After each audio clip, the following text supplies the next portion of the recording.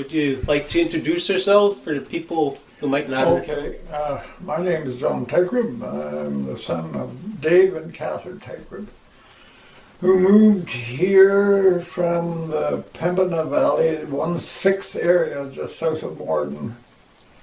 And it took them 2 days to get here. Oh, yeah. Basically. With a cow and a dog, and they had a family of one, which was my oldest sister, Ruby. She's still alive. In fact, she's turned 90 years old in September. Okay. And she's now living in Neepawa in the care facility there. But anyway, they came in 33, and that's all of us boys. There were 6 in the family. They were all born out on the farm. And the 2 girls, of course, Ruby was born in the Morden, and Doreen was born in the Glasson Hospital. Doreen is the youngest, and Ruby is the oldest, and then there were 6 boys in between all of that. Okay. So that's how it started out. And on Dad's family, there were 7 boys and 2 girls. And the oldest was Lena, and then Dad, and pardon me, Sarah was the oldest, and then Dad, and then Lena, and then the rest of the boys. Their family came, actually was very hard for my grandmother to raise them, because my grandfather died when he was 51 years old. And so there was a young family to raise, and my dad was the oldest, so the weight fell on his shoulders mostly to provide for the family. Now I don't know what grade he went to, but not very much. The place they were living in the 1/6 area was far away from any school. They were at the bottom of the valley, so they didn't get much schooling. So Uncle Bill, I don't know if he even got his grade 6, but somewhere in there, and I think he knew enough to read and write and stuff like that. But other than that, it was meager means there growing up. And I think the neighbors helped him out a lot too. Okay. Do you think that might have been part of the reason why he decided to join the army, to make some money, or?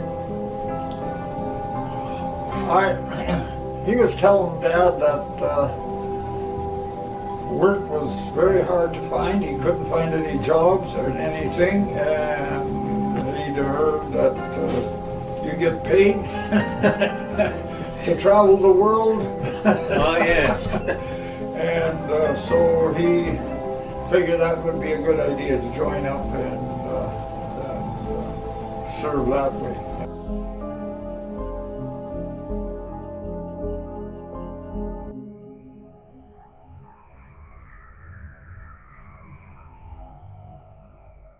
I can remember when he visited Mom and Dad. He stayed with Mom and Dad for about a month. I remember as a small kid, I was going to school at the time already, and Dad tried to talk him out of joining up. Why did the dad try to talk him out of it? He just didn't. Well, Dad, I guess they'd gone through the First World War, and the First World War was very, very bad as far as fatalities were concerned for Canadian soldiers. Yeah. And Dad didn't want to really have him go through that. But yeah.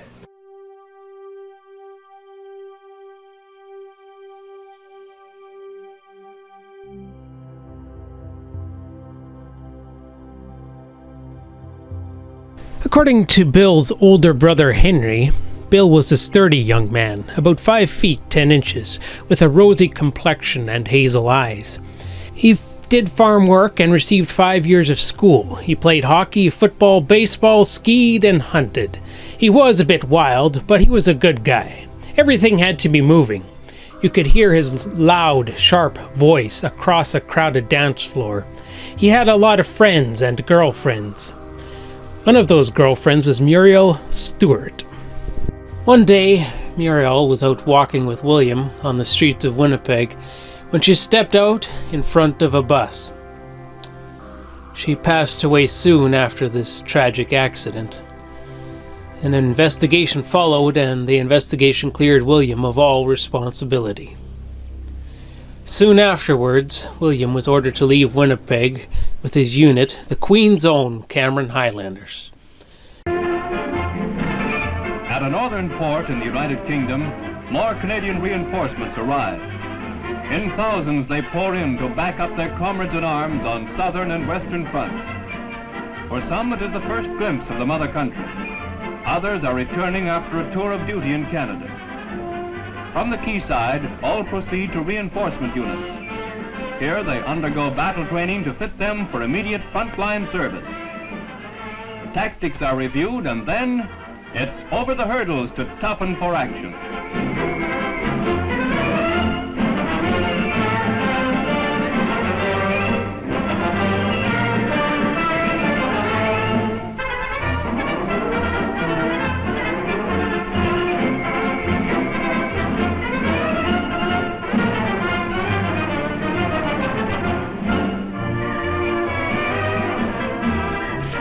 Although all have qualified in basic training, the course is repeated and augmented. There can never be too much range practice. A man's rifle or Bren gun is his best friend. Training is carried out in all weapons. When they go to relieve their countrymen in a theater of action, the reinforcements will arrive ready for battle.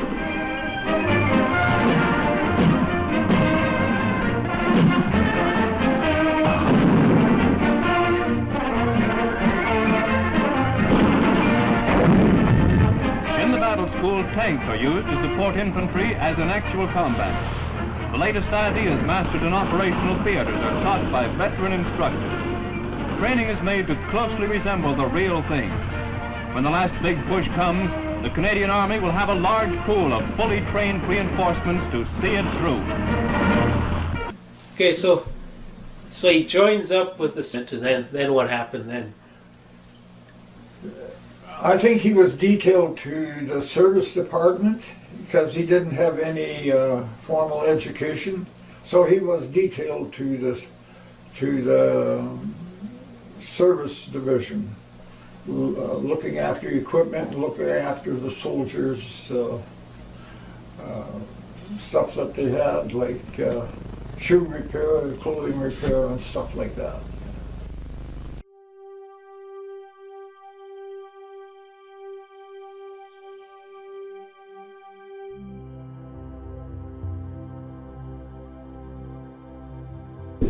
Bill's letters home read that Canada was made of gold and the best place to live. However, he wasn't to be headed home to Canada. In 1944, he transferred to the Winnipeg Rifles, and soon he was sent to France.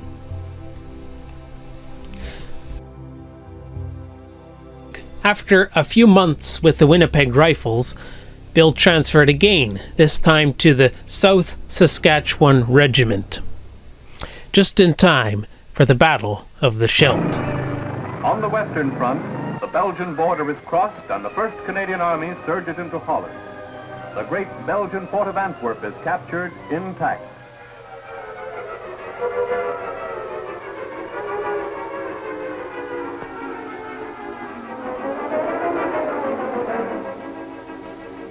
To free the approaches to Antwerp, Canadians launch attacks on enemy-held territory on both banks of the Scheldt estuary.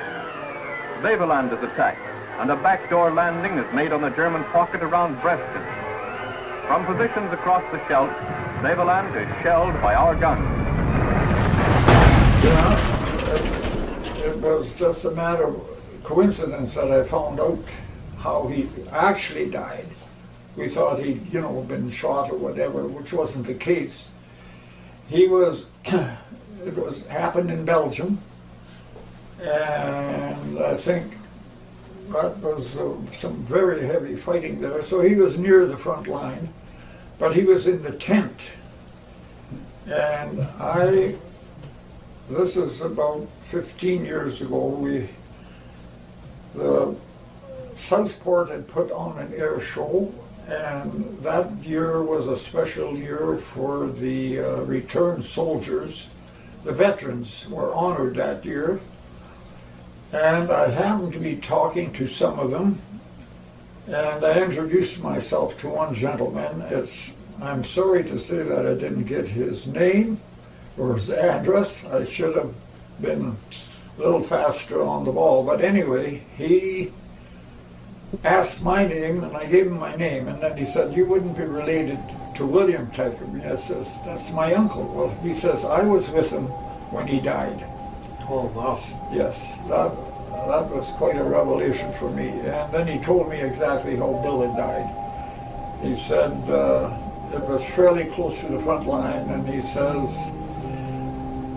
a mortar had come in close to the tent and exploded, and they tried to get him back. He lived for a day or two, I think, after that, yeah, but he had lost a lot of blood, and that eventually he died of that. Died of his wounds. Wounds, yeah.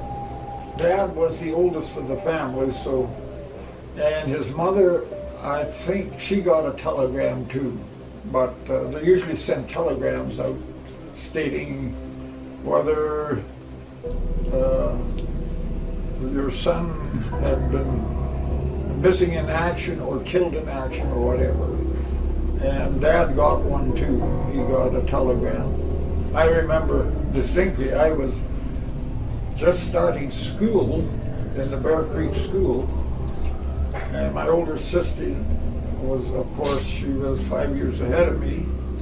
And Dad, on that particular day, I think it was in October, I think he was killed in, what, October 15th or somewhere in 44. And Dad came to school to tell us and to take us home. And I remember Esther Patterson was our teacher at that time, and after Dad had told her, I didn't know what he had told her. I was in the back. I couldn't hear what they were saying, but the teacher started crying, and I knew it was something serious. And then when Dad took us home, he told us that Uncle Bill had passed away. So he took us home, and then I remember Dad sitting on the front porch step weeping.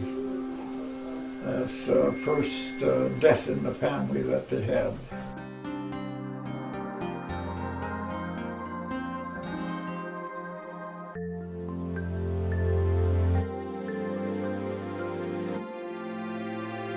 I hear there's Teichrib Lake. Did you ever go up there to take a look? Yeah. I found out about it, this is, it'll be in 80s or 90s, that a lake had been named after him. All the Second World War vets got a river or a lake or some island named after them. And I found out about it, and sure enough, they gave us the coordinates of that lake. So we thought about it for a while, and after a year or two, I got a plaque made, a bronze plaque. In fact, Bob Clark put it together for us.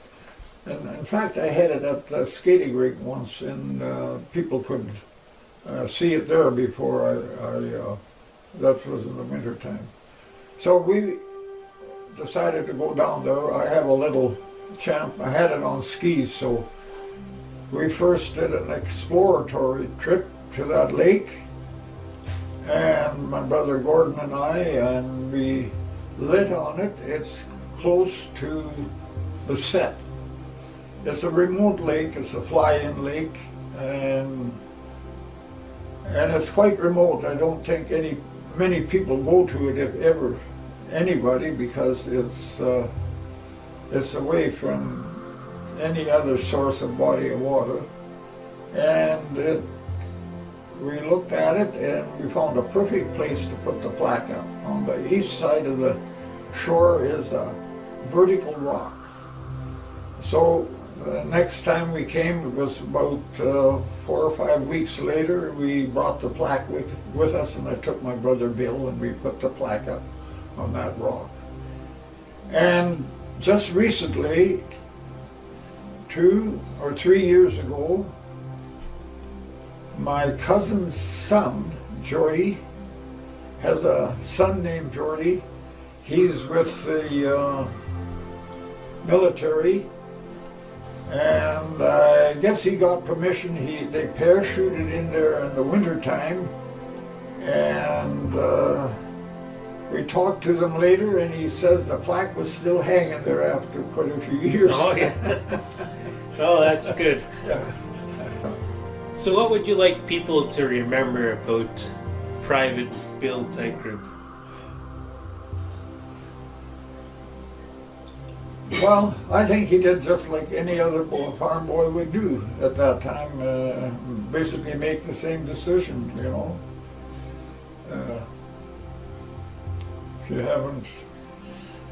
If you come from that kind of a background or whatever, and things look pretty grim, well, Army service looks pretty good. Yeah. Getting paid for it, yeah. Yeah. Yeah.